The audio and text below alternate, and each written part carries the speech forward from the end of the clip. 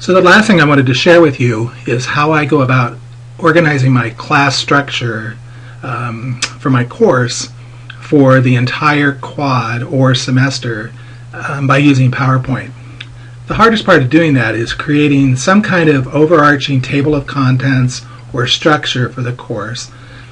But this is mine for my learning theory class.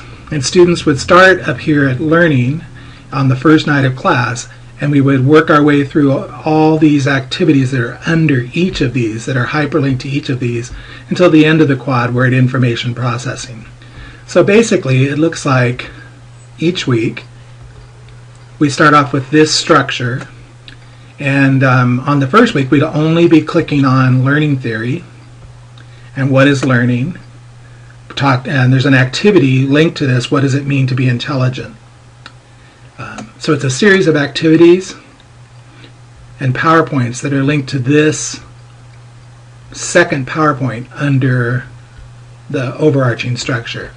So each week in class we are on a different section of this chart, but we review the whole chart each week to talk about what we've already learned so that students don't forget what we've already covered.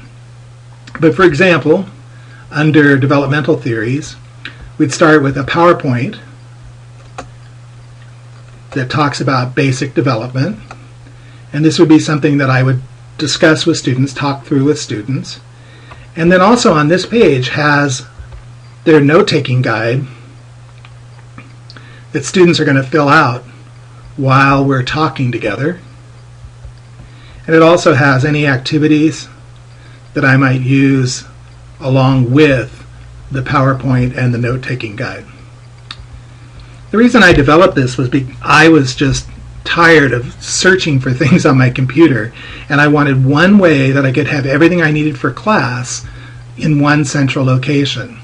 So this PowerPoint would be up on the screen, and of course I would have clicked on these things and printed them before class started, but then it serves as also an agenda of what we're doing that night, and it keeps me on target. So let me show you how you do that once you get this structure in place. So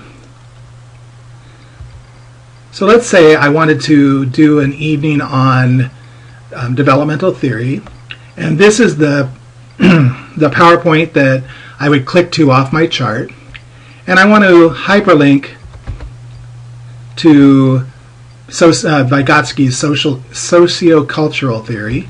I would right click on it. All I would do is hyperlink, and I'm going to hyperlink to this Vygotsky presentation that I made, and I'm going to click OK. So now when I'm in the show and I click on sociocultural theory, up comes the three things we're going to do in that class period. There's going to be a jigsaw about the zone of proximal development. There's a student note-taking guide that comes from that jigsaw, and then there's a Jeopardy game that we're going to play. So all those items are in my files, and so the way I hyperlink to those is I simply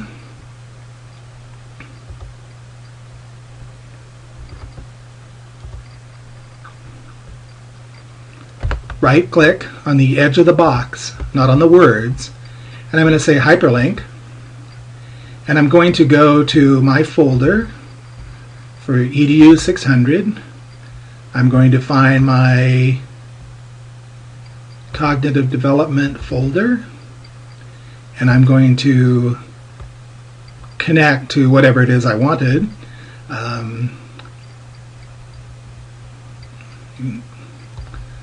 This Vygotsky activity. I'm going to say OK. And then I save this. And so now, when I am in the show, and I click on it,